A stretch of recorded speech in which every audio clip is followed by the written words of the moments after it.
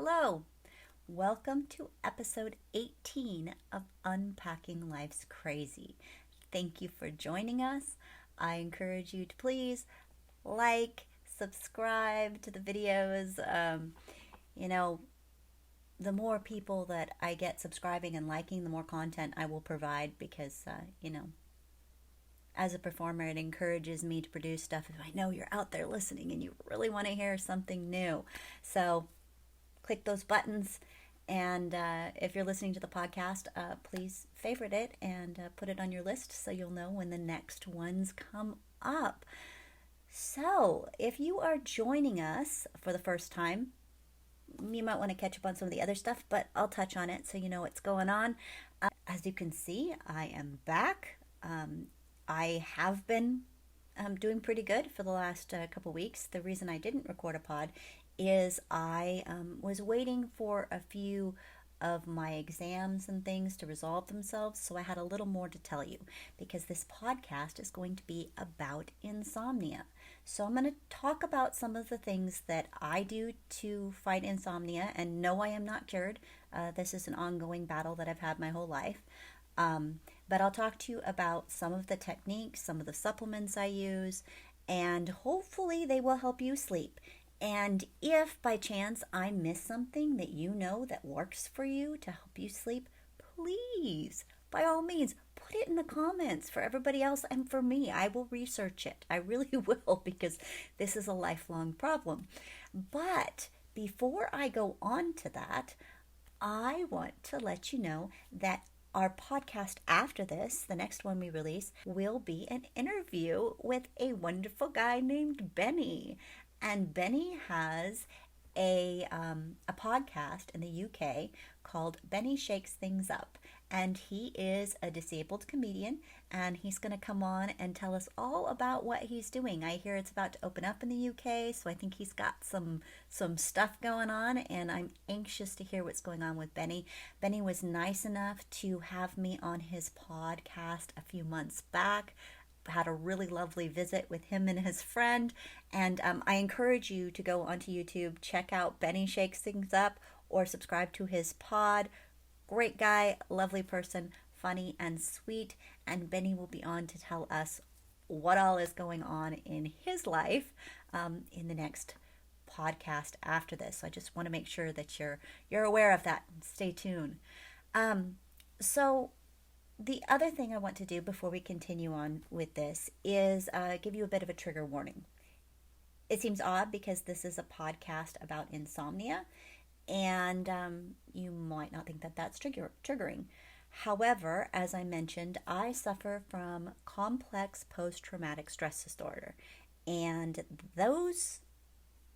that type of PTSD isn't caused by an individual trauma. It isn't caused by a certain incident or like wartime or something like that.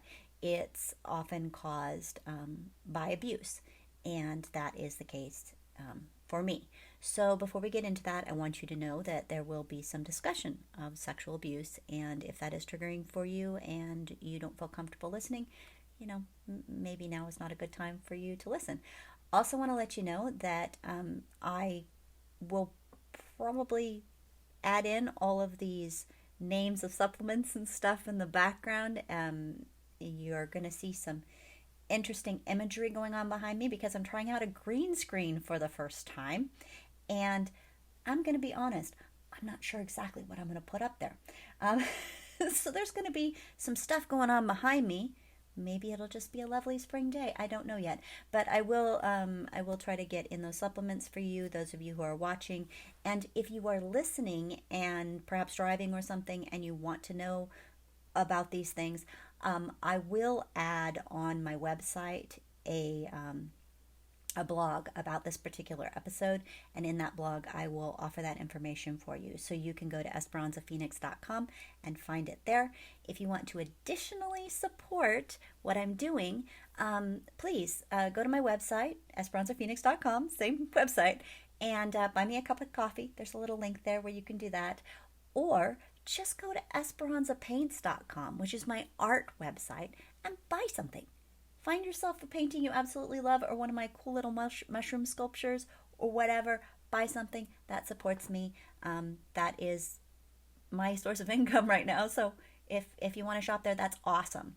So let me tell you a little bit about my history of insomnia, and then we'll talk about what's happening recently, and then we'll talk about possible solutions, or we'll talk about what I've been doing to make it work and not work, and what's on the horizon for me when it comes to insomnia.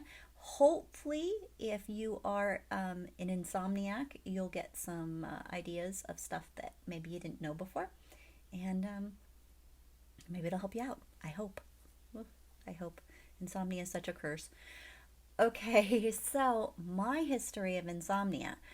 I have been an insomniac, I would say, since I was a toddler. I'm not sure exactly when it began.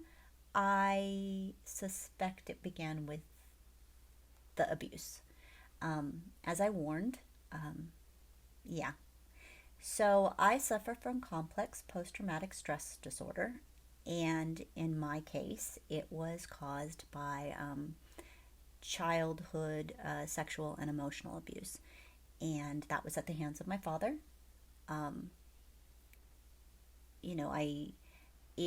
It's taken many years to separate things out and properly interpret what all happened to me, because the abuse started when I was really little.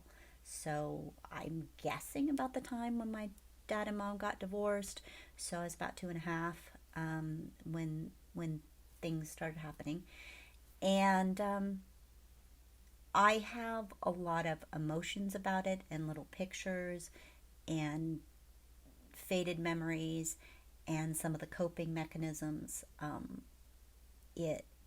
When you're that young, you lack the verbal skills to really process some of what's going on. I've had many, many years of therapy, obviously, which has allowed me to process it to the point where I'm able to talk about it, and I'm able to separate it from who I am as an adult now. And I've worked through a whole lot of shit. It's just, what can I say? I believe it psychologically it affected my ability to sleep because I was afraid to sleep. The abuse that happened to me happened when I try to sleep at night. And one of the manipulations that my father would do during visitations was tell me scary stories so that I was afraid to sleep on my mattress by myself. And I would wind up in bed with him. And then he would wait until I fell asleep before he started abusing me. And so clearly sleeping wasn't safe. And I'll get back to why I believe more strongly now that this is the root cause of what's going on. But my coping mechanism as a child was to mentally put myself out of the situation, to pretend I wasn't in my body anymore. I have these weird memories of imagining the blue fairy from Pinocchio. I don't know why that was what I chose to remember, but like staring out the window at the moon, imagining that I would turn into a moth and fly away, and then I don't know if I eventually fell asleep after everything was over. I don't know. There's a lot of the processing that I don't really understand, because I guess a child's brain does some interesting gymnastics to avoid truths that are too hard to process. That, I believe, is the root of my insomnia. Lots of people have lots of reasons for having insomnia, and one of the most common causes, I guess, is sleep apnea. You actually have a physical thing that is keeping you from sleeping. And I was fairly certain that wasn't it because of the fact that it's been going on forever. So my earliest memories of the insomnia were my mom remarried, and my stepfather used to listen to the late news every night. It was 10 o'clock, 11 o'clock, I don't know. But he would have the TV on and he would stay up until after the news. And I would lie in bed awake that whole time. I could hear the news, I could hear everything he was watching and stuff, and I would hear him finish watching the news and go to bed. And then I would still be awake a long time after that, imagining things running through my head. There was a weird chandelier in my room that was like made out of porcelain flowers or something, and the light from outside would shine through onto the wall, and I swear it looked like dragons attacking each other. I don't know why. And when I eventually did fall asleep, I often had very vivid nightmares, and they were often reoccurring as well. So, like, and I was a child, right? I was a little kid. So I had weird nightmares. The one that happened the most often that I remember was, you know how if you watch Tom and Jerry, they have a lot of those alleyways, like, you know, you'll see Tom chasing Jerry down these alleyways, and there's like garbage cans at the end, the classic, you know, wooden I don't know, like back alley. In my dream, I would be running down one of these cartoon back alleys being chased by a cartoon version of Frankenstein. I have no idea why. But when you're 4, that's pretty terrifying, right? So I would have a lot of nightmares. So sleep was very stressful, very stressful. And through the years, I've just battled it. So it's multi. The insomnia is like across the board. I have trouble falling asleep. So it would take me probably hour and a half, 2 hours, 3 hours sometimes to even get to sleep in the first place. I have somehow I managed to date and marry men who snore, which is crazy stupid. What are the odds? I was like, you seem like a nice guy, but I'm going to have to sleep with you and decide if we can date or not. Because if you snore, fuck that. It doesn't work that way. It doesn't. It's just an added thorn in my side for some reason. It takes me a while to fall asleep. And then once I fall asleep, any little thing will wake me up. Little noises outside, animal sounds, whatever, a snort from my partner. You know how they do that thing where they're like, yeah, scare the crap out of me. And then it would take me a good hour again to fall back asleep. And then sometimes I wake up really early. I can't get back to sleep. And in the past, it would take me all this struggle all night long. And then round about 5:30, 6 a.m., I would finally be out. And then when I was working regular jobs, then, of course, you have a very short window. And suddenly the alarm goes off and, you're screwed. That's like, yay, I got 30 minutes or an hour or 2 hours of decent sleep. So in my 20s, when the fibromyalgia pain started getting really bad and they were starting to figure out what exactly fibromyalgia was. I mean, it didn't really have a name for a while, and for a long time it was like, oh, it's psychosomatic, you aren't really hurting or whatever. And I pretty much self-diagnosed my fibromyalgia. I'd been having the pain and all of that, the fatigue, and just desperately trying to figure out what was going on.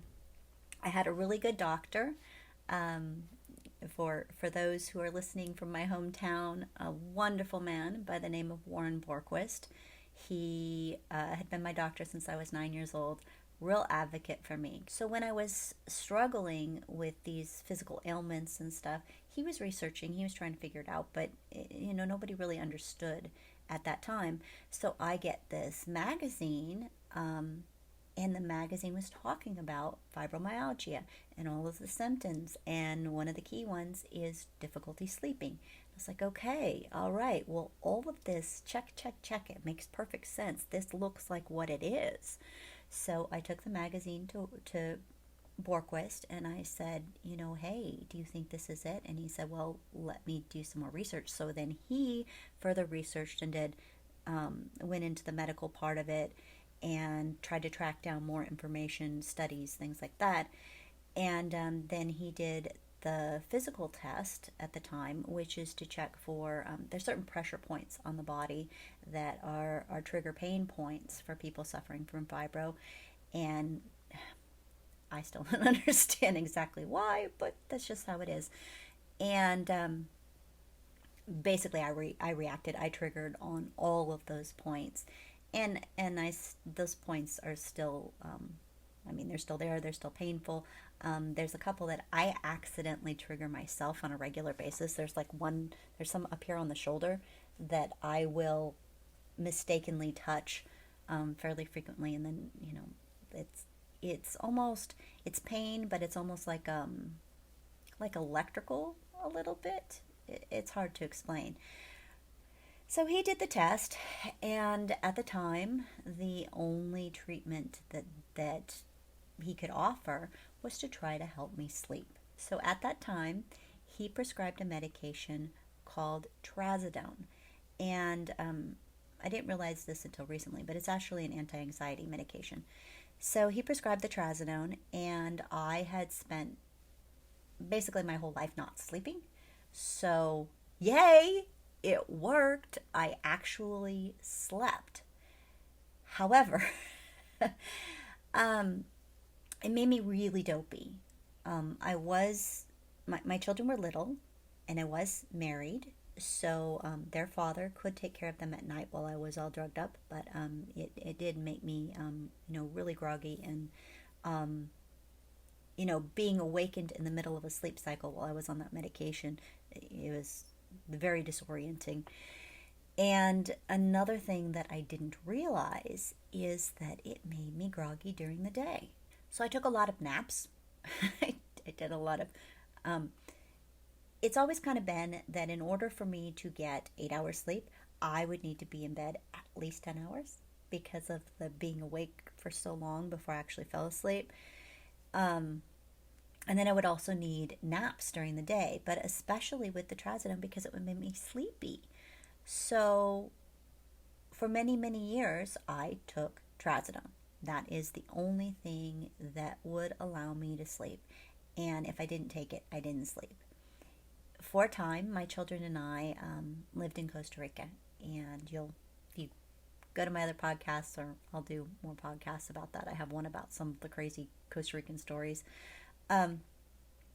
So while living in Costa Rica, they didn't have trazodone. That's not a medication that they had. So I had to have friends and family ship it to me from California. I still have my prescription. I had my prescription filled, and then it would have to be mailed. And one time I ran out of my medication, like completely out. It was somewhere in the mail process, but it hadn't arrived yet. And I went literally 3 days without sleeping. And I would, doze a little bit, but immediately wake up. And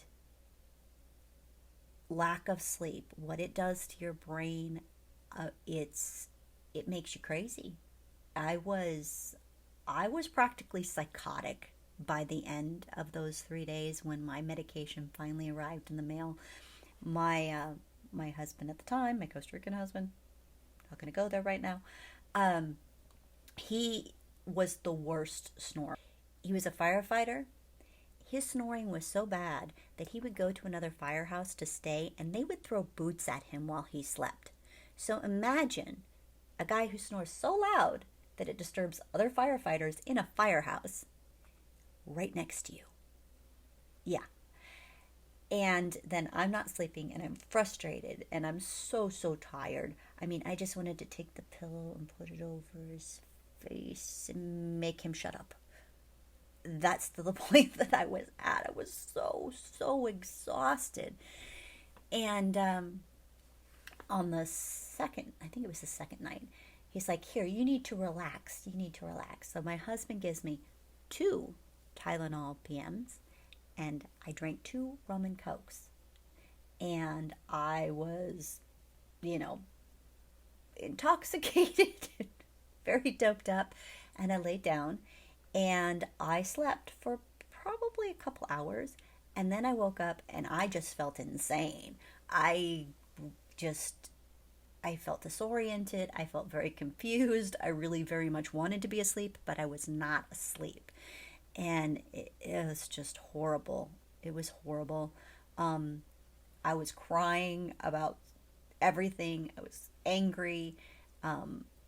My kids, I could barely take care of anything. And I was just like, okay, Mama's going to lock herself in her room now so she doesn't hurt anybody or yell at anyone or say things that are just outrageous. I was just to the point of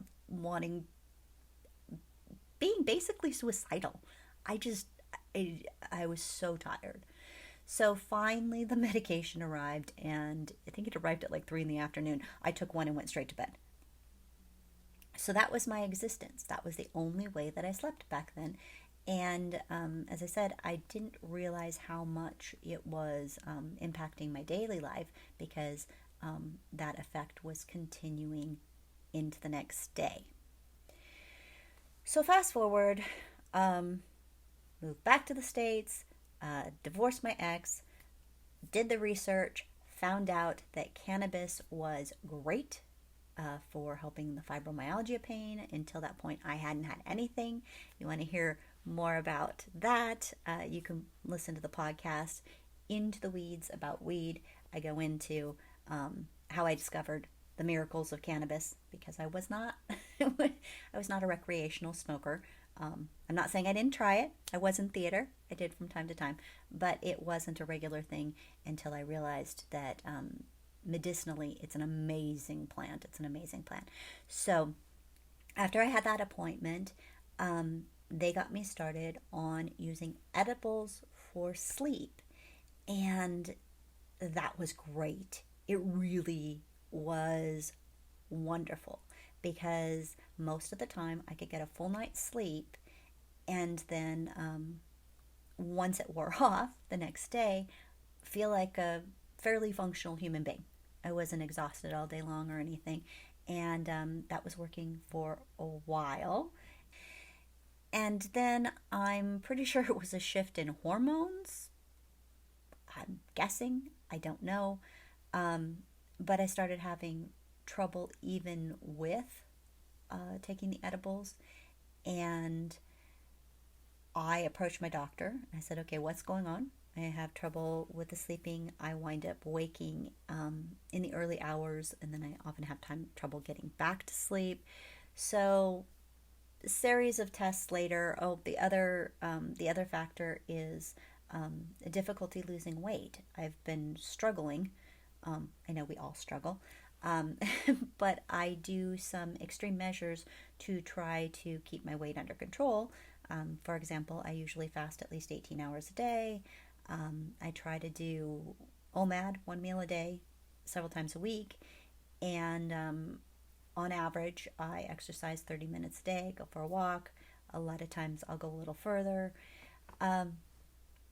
So theoretically, I should be losing weight, but it's not the way it worked. And I would notice that when I would have bouts where my sleep was particularly bad, my weight would go up, and it didn't matter what I did.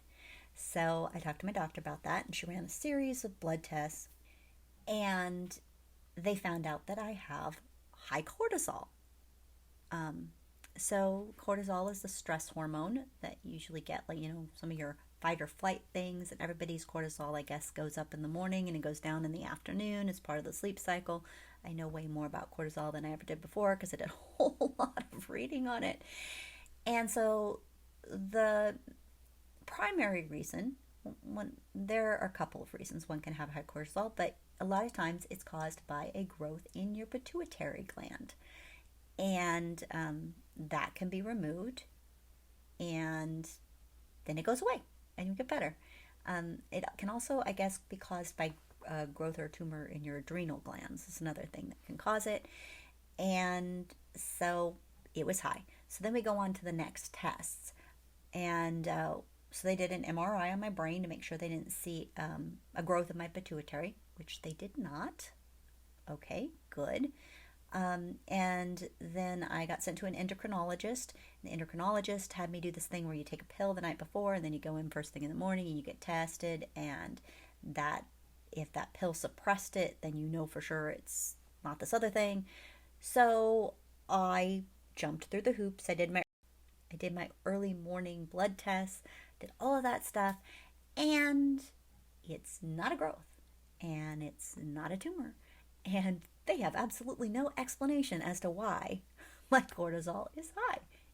The next thing that they thought is, okay, well, another thing can spike your cortisol is if you have sleep apnea, because sleep apnea, like your airway gets obstructed when you sleep. It's like the muscles of your throat and your mouth relax, and then it sort of collapses down on itself, and throughout the night you can stop breathing momentarily.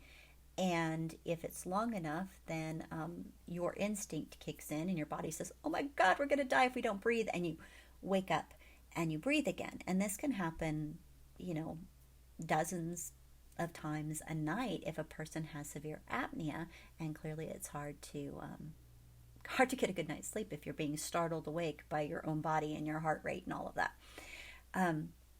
Okay, so in order to find this out, they needed to do a sleep study.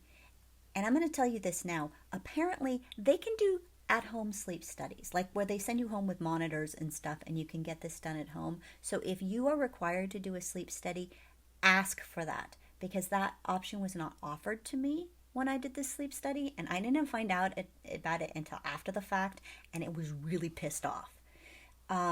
Because obviously, I've just told you how difficult it is for me to sleep, and I'll tell you in a minute all of the other things that I do now for sleep hygiene in order to sleep properly.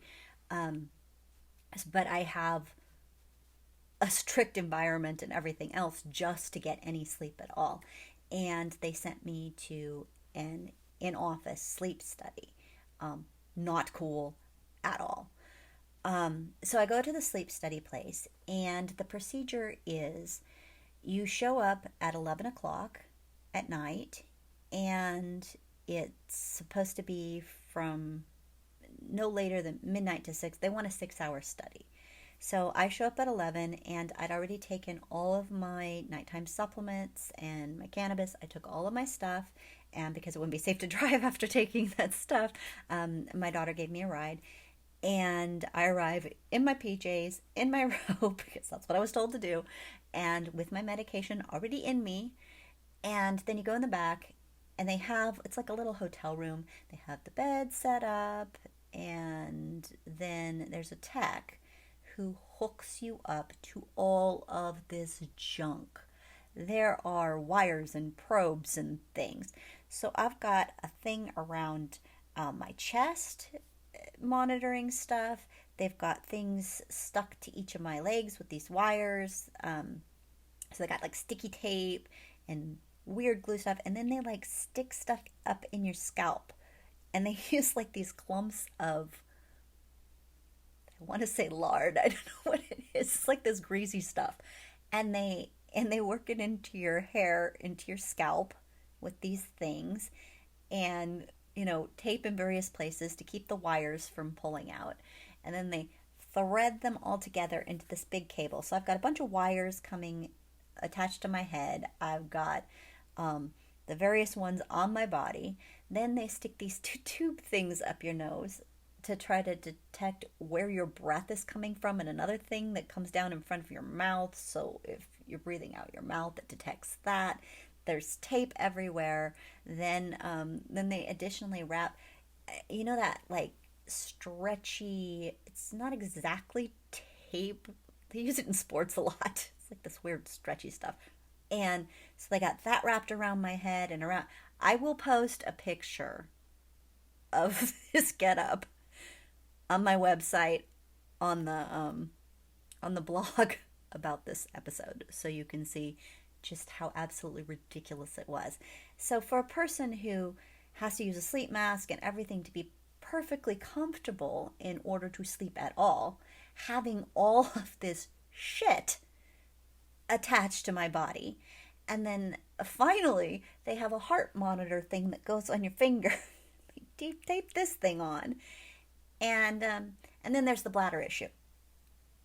I don't think I have bladder control problems, but what happens is it's a nervous thing. So if I'm lying in bed and I feel like, oh, maybe I have to go, maybe I don't, maybe I have to go a little bit, but I'm awake, it's like, okay, well, I'm going to go now because I want my bladder to be completely empty in case I fall asleep, because I would hate to fall asleep and then be woken up by my bladder because I have to pee.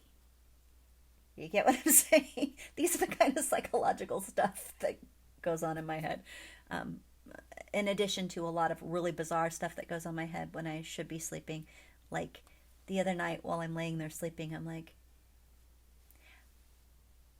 I know people who use meth wind up without teeth, but what makes their teeth fall out?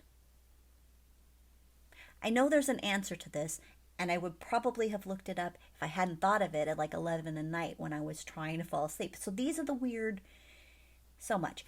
So I get plugged into all of this stuff.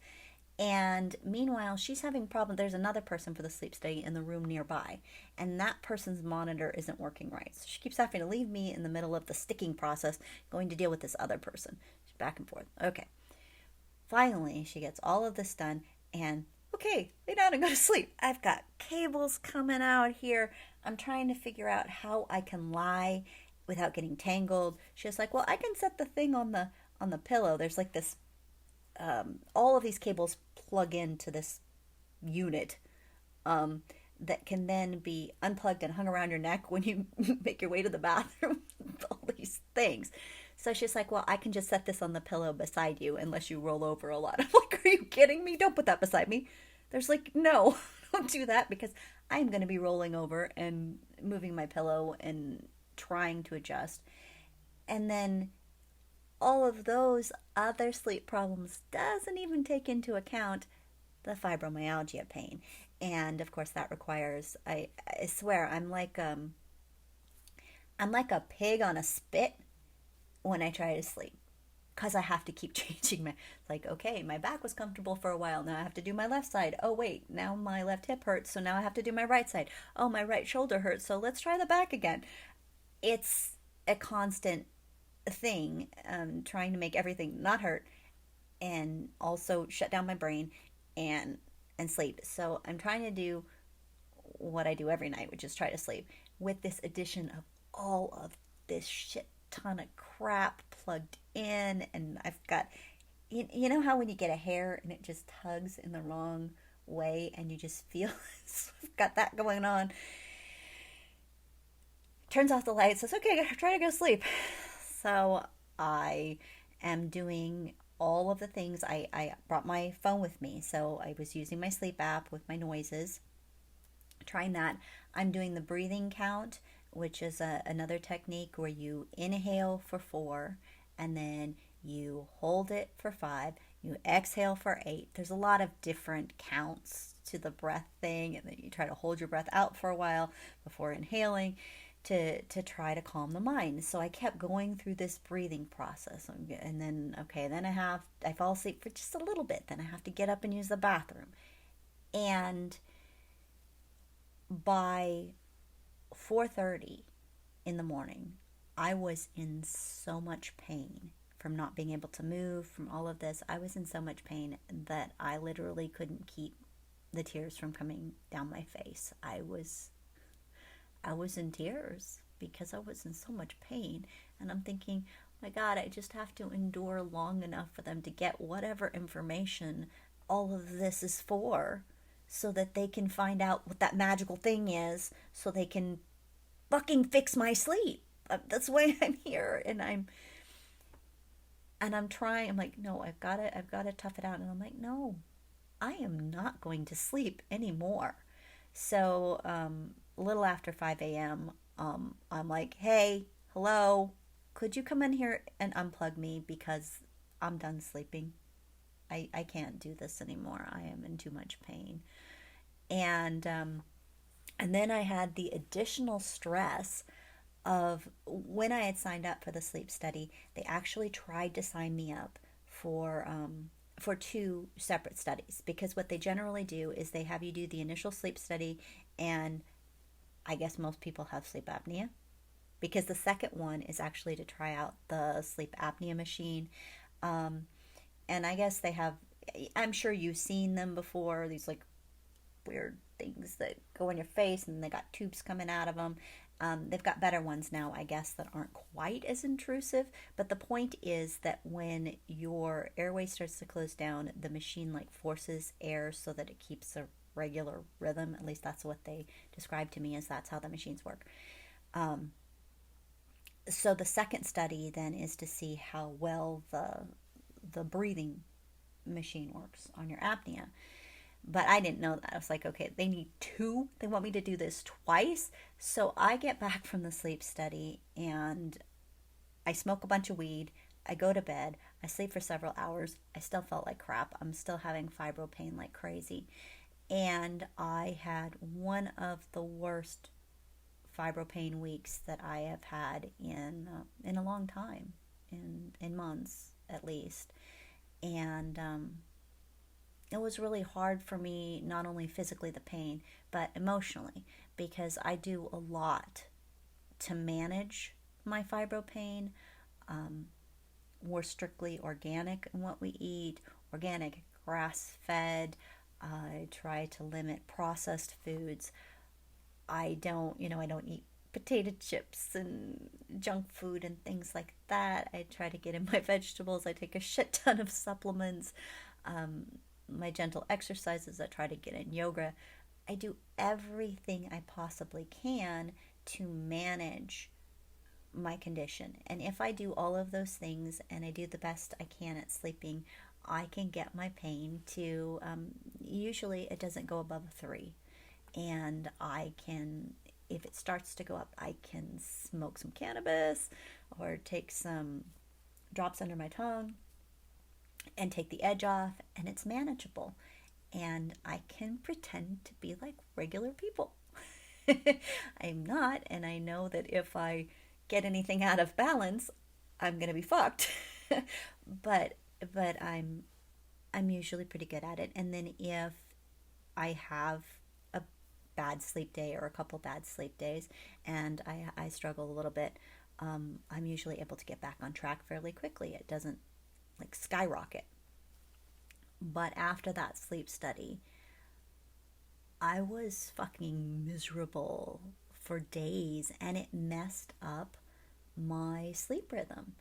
All of the things that I was taking, they just, for the next week, everything was completely off. I had more trouble falling asleep. I slept less. I woke up earlier.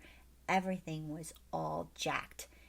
After a week of suffering, I had an appointment coming up with the sleep doctor to go over the study thing. And I called him up and I was like, do not make me do that again, ever.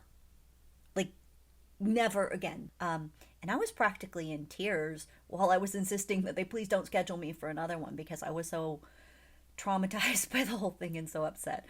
So I get this call back saying, oh, don't worry. We're not going to have to schedule you another one.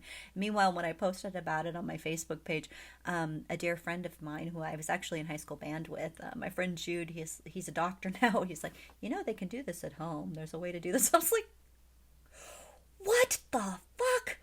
Are you kidding me? Oh, I was pissed. I was so pissed. So if you need a sleep study, they can. There's a way to do it at home. Request it.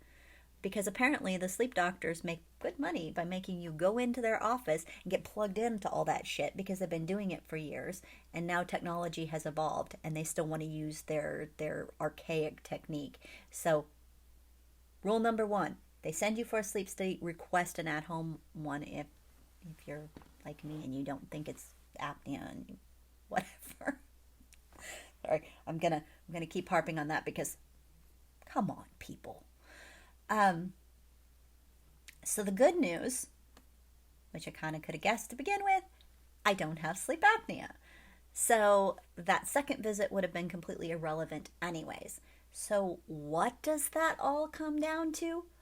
Oh, we think your insomnia is actually caused by the PTSD. And as we talked about in the beginning, I kind of suspected that. It makes sense.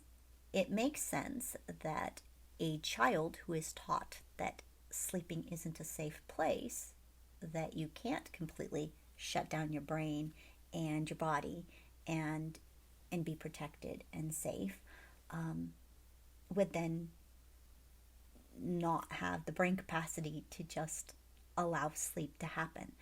And yes, I've gotten better. For example, I'm in a great relationship with a wonderful guy.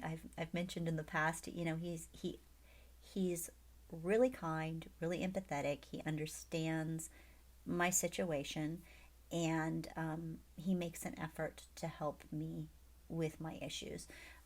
For example, he will, sorry, just gonna readjust my back. Sorry about that. He will hum when he comes into the bedroom and he knows like I'm in the bathroom brushing my teeth or something, because one of the things that a lot of people with PTSD have is a startle response, and I will just like jump out of my skin if somebody walks into the room and I don't know they're coming. So he will hum when he comes in, and he's just really really aware. So recently, probably let's see, the last 6 months or so, I started using a sleep app called Sleep Space. And I chose this app because it monitors, like through your Apple Watch, it will monitor your heart rate. It monitors when you're awake, when you're asleep, how long it takes you to fall asleep. It also provides a couple of different selections of relaxation. So for like 10 or 15 minutes at the beginning of the sleep cycle, you can choose these relaxation modules or whatever.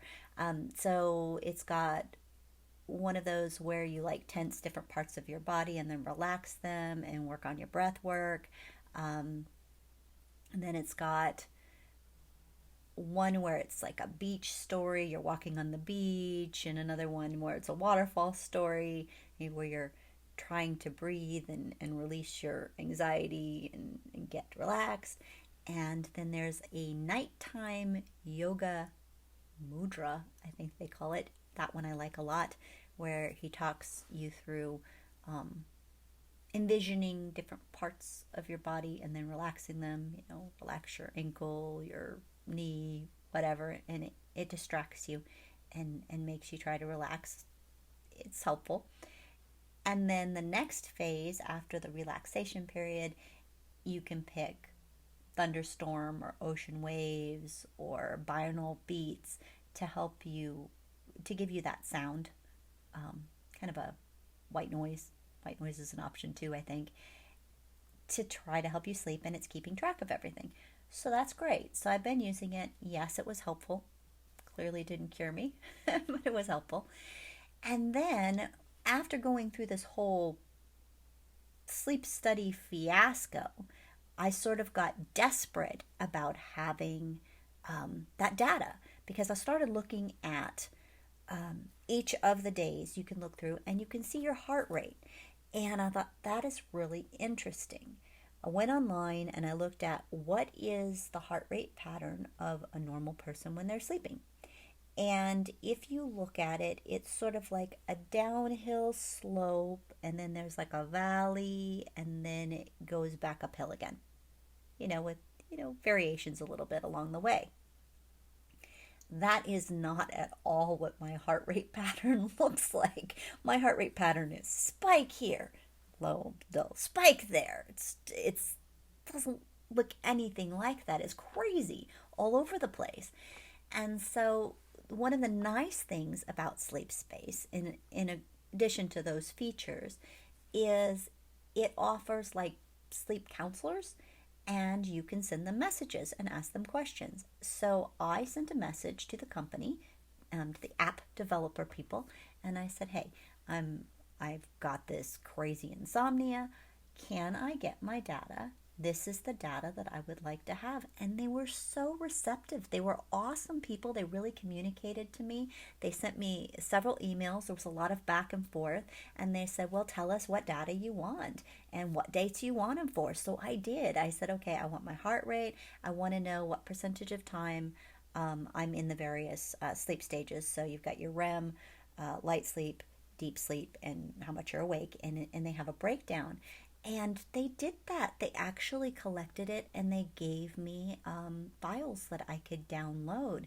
So awesome. I've got nothing but wonderful things to say about the people from the app Sleep Space. So I encourage you to try them out. No, they are not sponsoring my show. If they'd like to, that'd be awesome. So Sleep Space people, be my sponsors. But check it out because, again, so receptive. And, it shows up things like the best time for you to go to sleep is we suggest you wind down at this time. There's a little alarm that tells you, okay, it's time for you to start winding down. So it's been helpful with the sleep, but that data and the fact that they were so willing to help was amazing. So yay.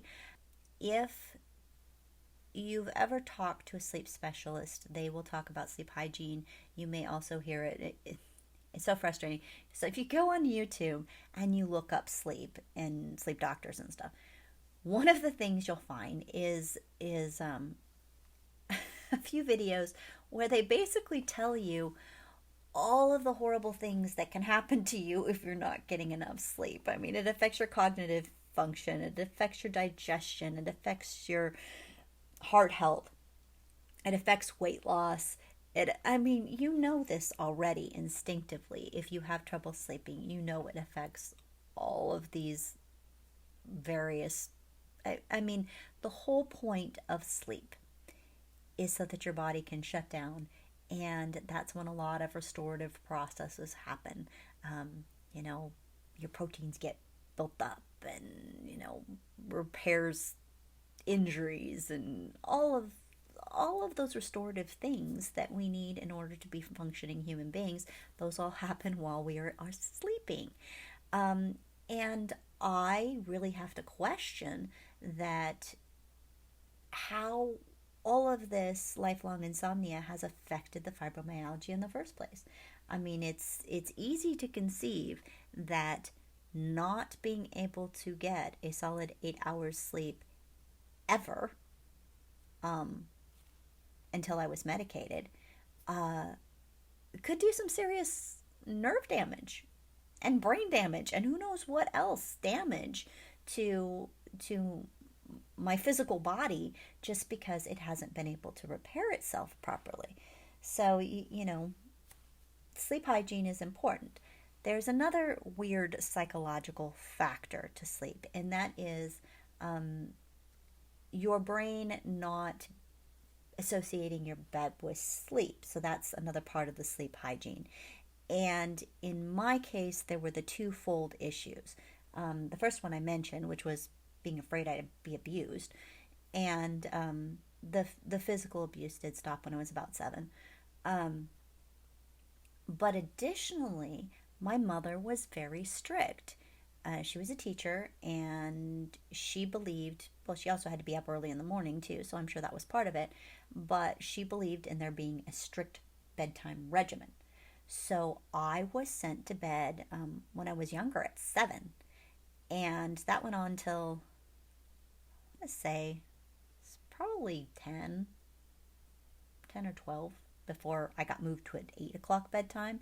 And I know it was 8 o'clock because when I was, I think 11, 12, 13, there was this TV show. There were 2 TV shows. There was Moonlighting and what's the other one? Miami Vice. They were very popular. And the kids at school would always talk about these great TV shows. Everybody was watching them. Not me. because I was sent to bed at 8 o'clock and I missed those TV shows. But meanwhile, I was in bed lying awake for hours. The bedtime is completely irrelevant. Yeah, I was out of my mom's hair, but I wasn't sleeping. And I would tell her, I can't sleep, I can't sleep. Oh, you're sleeping, you're fine. If your child tells you that they cannot sleep, that they're not sleeping, do not force them to stay in bed. I know as a parent, this is like really stressful because, yeah, you get to the point where you're like, I need some peace. I get that. Really, believe me, I'm a parent, I get that.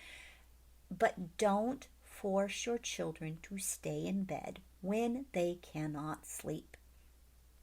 Set up a little chair in their room with a dim light that's enough to read by. Let them read. Take away their electronics, absolutely, please. But encourage them to read or look at picture books or whatever until they feel sleepy, and then go to bed, because that is good sleep hygiene. Forcing them to stay in bed when they are unable to sleep, it fucks with your brain.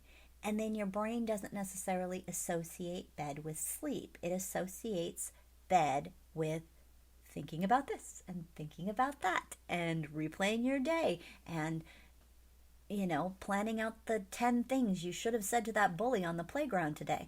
Or in my case, thinking about a quip for that bully who bullied me on the playground in 4th grade.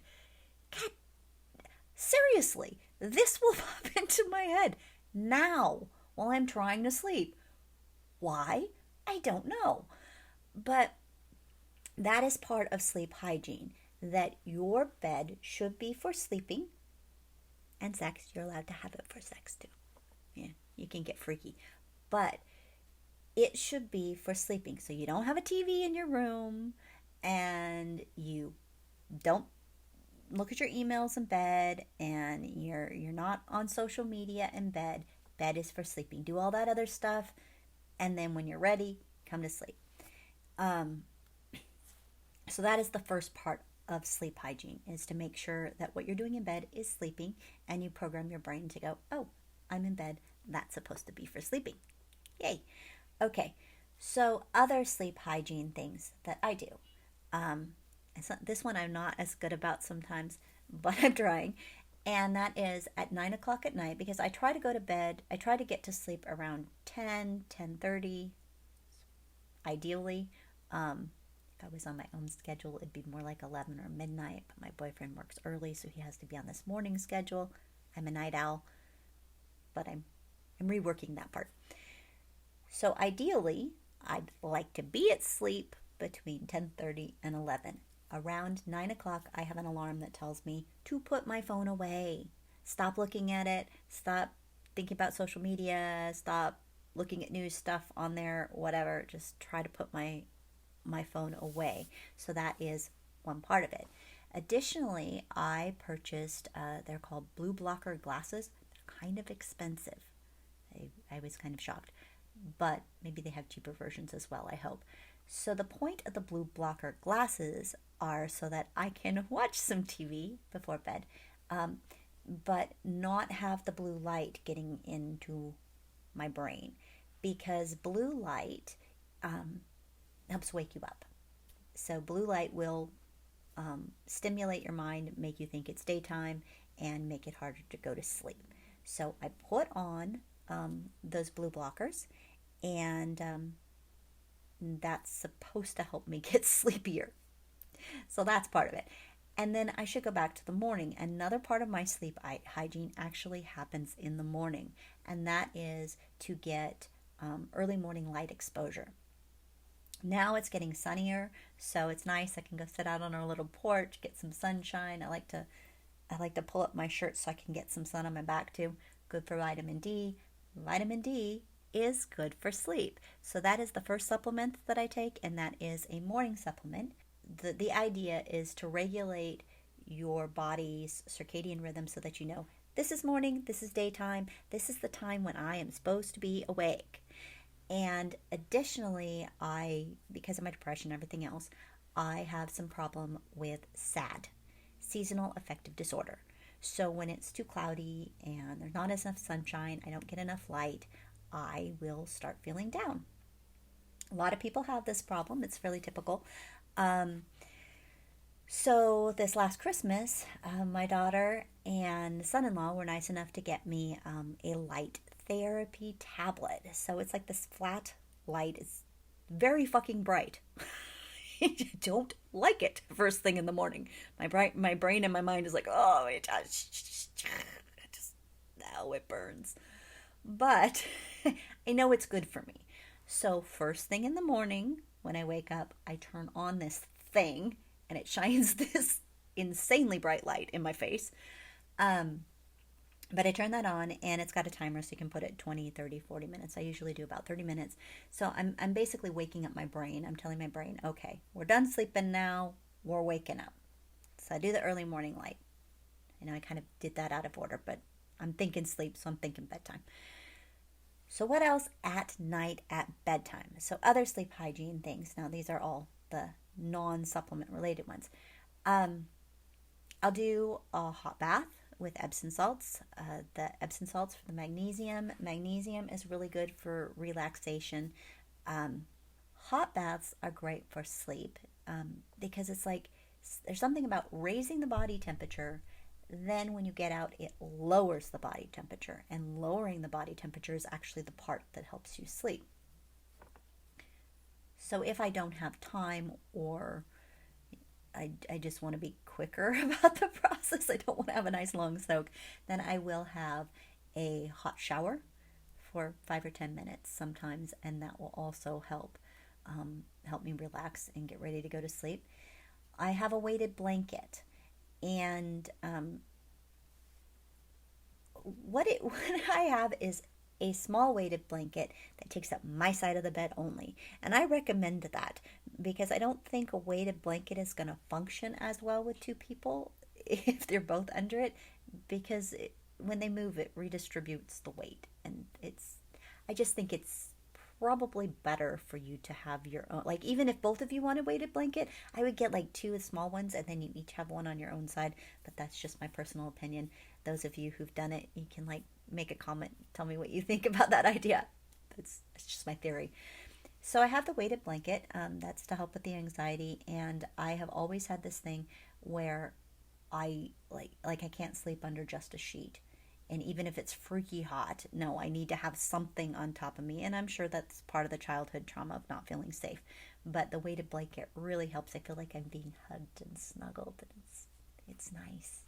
I've also seen some weighted stuffed animals now that seem kind of cool that you cuddle with, and they like have like weighted paws over your pressure points on your shoulders or something. I have not tried it. If you've tried it, you can let me know. I also have a very specific pillow. Our bed has a memory foam topper, and it's a good quality foam bed. And it also doesn't have springs, so that's really nice. I don't get disturbed when my boyfriend rolls around on his side or gets up, in part because the bed doesn't shift a lot. And let's see what else. Okay, of course the eye mask. Got to have the eye mask every night. And I mentioned blackout curtains. I also have a weighted lavender pillow, which I will use sometimes. You'll see them in yoga restoration classes and stuff like that. So I'll put that over there for some meditation. I have lavender oil, which I will sometimes add to my bath. I'll sometimes add it to my mask. I'll have it beside the bed if I need an additional distraction. I don't think lavender oil by itself is a magic cure for anything, although I do drink it in my tea as well. Another trick, lavender oil in the belly button. I think it helps some. Again, it's not a magic cure, but try anything. When you get really desperate for sleep, you will try just about anything. So those are the hygiene only things. Now, as far as the supplements and all of that, the first thing that I do is we have a nighttime tea time. And my boyfriend drinks tea. He's not British, but he drinks a lot of tea because of the health benefits.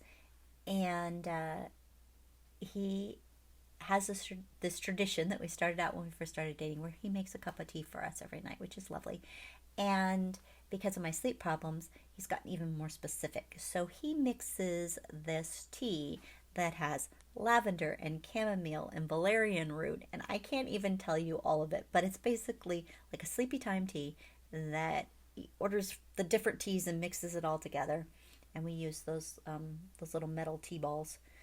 And so every night around 8 or 8:30, have a cup of this sleepy time tea, and that is the same time that I take my nighttime supplements so that they can start kicking in time for bedtime. So those nighttime supplements include, all right, I have my list. L-Theanine, I think that's how it's pronounced. It's supposed to ease anxiety and stress and reduce insomnia. It's also it is also supposed to be good to boost your immunity. It's good for blood pressure management, they say. Reduces your heart rate. And it may help with ADHD, which I'm pretty sure I have that as well. So, yay, bonus. The next one is phosphatidylstearine. Okay, I'm going to try this one again. Phosphatidylstearine. Like I said, I'll put it on my website and you can read it. It's a mouthful. But my main reason for taking that is it's supposed to reduce your cortisol. It's supposed to lower your cortisol. And I said, we still have that mystery. No idea what's going on with the cortisol. So I'm taking this to hopefully reduce that. I already mentioned the vitamin D and K2, which that's a morning supplement that helps you at night. I know that's weird. The next one is Gaba. And they suggest that a dose of 500 to 1,000 milligrams at night will help with insomnia if you take Gaba. So I'm taking that as well. And then there's the common supplement, which is melatonin. And it does help me get sleepy. They say if you take melatonin for extended periods of time that it could cause depression or increase depression. I don't know about that. I do know that if you don't get sleep, you get depressed. But I take melatonin 5 milligrams, and I use the quick dissolve. The brand I use, I get at Sprouts. Be a little careful when you choose your brand, because I just got an off brand, and I put one pill in my mouth, and I was like, oh, gross. Because it was like sweetened with xylitol or some crap. I don't know what it was. It was really gross. So you don't want a lot of additives in there. As little additives as possible is what I say about all things. The kind that I get is basically this light minty flavor. It doesn't have artificial sweetener or anything weird in it. And especially if you're someone like me who is trying to keep control of your sugars and fast and all of that, you don't want to break a fast taking a melatonin, because that's gross. But if you're not worried about sugars, then take a melatonin gummy, whatever makes you happy. But it does help you get sleepy. It is not a long-lasting effect. It helps you get sleepy. It wears off fairly quickly. It's just for the falling asleep part. And I do not take it every night. I take it when I need it. If my supplements and tea and everything else hasn't kicked in and I lie there for more than 20 minutes and I'm not asleep, now I take the melatonin. And then I can pretty much guarantee I will at least get to sleep in an hour. Whether I stay asleep or not, that's we'll see. So the real miracle that helps me sleep is cannabis. Yay, cannabis. So if you're in a state that doesn't allow cannabis, I'm really sorry. Like, write letters to your governor and your representatives and shit, because that's just sad. But as I live in California, it is not only legal, it is recreationally legal. So you can get it, and you can even order it delivered to your doorstep, which is really nice. Although, as I said before, I had started taking edibles, and they were very helpful. Back then, I didn't have the financial means, and I really needed the cannabis for both my pain and my sleep. Luckily, I have friends in the foothills who are growers, and so they would provide me with their trim, which is basically if you're a smoker, you get those nice little cute little buds. Well, they have weird, wild, crazy leaves off of them before they arrive like that. So people trim off the little bits and then they wind up with a whole bunch of shake. This is just little bitty bits and bits. And while you can't really put it in your bong, I guess you could roll it. But what I would use it for is to make my own cannabis butter. And it's actual butter, it's actually coconut oil. And so you brew it in the coconut oil for a really long time. It imbues it with the CBD and THC and all of the qualities of that particular strain. And you strain out all the bits of fiber. And I would put like a tablespoon of that in my tea, or I would make baked goods with it and have like a little brownie at night. Quit the brownies because I'm cutting out the sugar. But I would put a scoop of the oil into my tea at night. And that was working pretty well for a long time until that hormonal shift and whatever happened that got all messed up. And partly too, I lost contact with that particular person who had that particular strain. And the strain is really important when it comes to sleep. You want a strong indica that's going to give you a full body high and just shut it down. You just want to the stuff that you don't want during the day because it couch locks you is exactly what you want at night. So that is how I did it before. But now I have found a supplement that is 1-to-1 and it's CBD and THC. So that supplement works really well for me. And I was finding it for a while and then something happened. The supplier I had before didn't have it. And so then I had to try to figure it out. So I got some THC, but then I also got some CBD, and I was taking two separate things and it didn't balance out and it wasn't working. But I found a solid supplier now for the 1-to-1 CBD, THC. I take one little capsule along with my other supplements in the evening when I take my tea. And so far, things seem to be balancing out. I would say we're up to 80% of the time I'm able to get 8 hours. Still have to stay in bed 10 hours to do that because I still wake up a lot and it takes a while to get to sleep. It's not perfect. It's not ideal, but I'm getting better. And I have a journal where I keep track of all. I keep track of a lot of things. It's like, did I walk today? Did I practice my Italian? Did I fast for 18 hours? I keep track of these things. But I keep track of my sleep, and I keep track of some of the stuff I did the day before to see how it influences my sleep. And last week, I got 6 days where it was 8 hours or more. So I'm pretty excited. And my least amount of sleep was 7 hours and 20 minutes. So that's awesome. And I'm feeling pretty human right now, which is great because hopefully I will have the energy to edit this podcast and stick something behind here. So hopefully by the time you're watching it, there's something interesting going on back there. And I'm really looking forward to this interview with Benny coming up. So gotta get my sleep and gotta be prepared for that. So that is the saga of my insomnia. And we come to the point where, now what? Now what? Because my doctor has actually offered a possible therapy.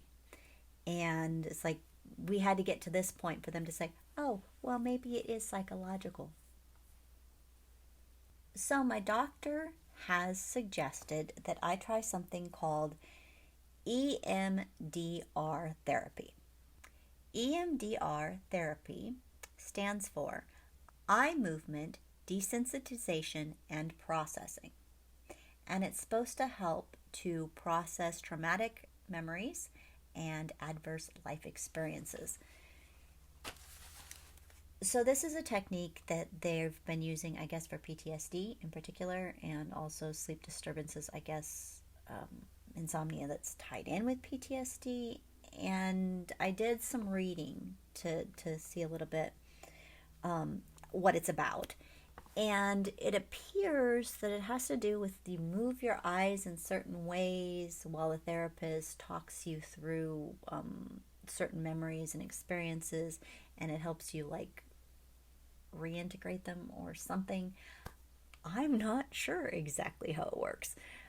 I have a phone call for the consultation. It's going to be like a video call or something with one of these therapists next week. And they're going to talk to me a little bit about it. And I'm going to learn some more.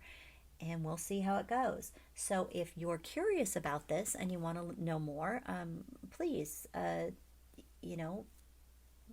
put something in the comments. Ask some questions. I'll see what I can find out. Or if you know and have experienced it, then please tell me about it. Tell us about your experiences and let us know what you think. I'm a little bit skeptical, however. And the reason I'm skeptical is not necessarily that I don't think the therapy works for processing traumas. It seems to have effectiveness based on their studies. However, I'm at a point in dealing with that portion of my trauma. I feel like a lot of that is in the past. I have a really great therapist. I adore her. She does a great job. She's been extremely helpful to me. And I feel like I've worked through and processed a lot of what I went through as a child. And yeah, every once in a while stuff comes up and I have to deal with it. But I don't have nightmares anymore. And I mean, very, very rarely will I even have a nightmare. And I'm not, when I have the racing thoughts at night, they really have nothing to do with that. They have to do with completely stupid stuff. Sometimes I'm writing this podcast in my head instead of sleeping. But it's not reliving of traumatic events. It's not really playing on my mind right now. So I kind of wonder how effective that will be. I think really, it's like my brain needs to be retrained that things have changed. My life is safe now. Things are good. It's okay if I sleep. My boyfriend's right there. I've got 2 lovely emotional support dogs who would go nuts if anybody came in and tried to mess with me. So I'm not sure if this therapist can talk to my mind and say, hey, back of the brain that keeps us awake at night, you don't have to do that anymore. It's time to sleep like a regular person. But that is my hope. I am hoping that this will be the miracle cure and I will be an insomniac no more. I'll let you know how it turns out. So thank you very much for joining me for Unpacking Life's Crazy for my episode on insomnia. I hope you learned something. I hope one of the things that I talked about might be of benefit to you.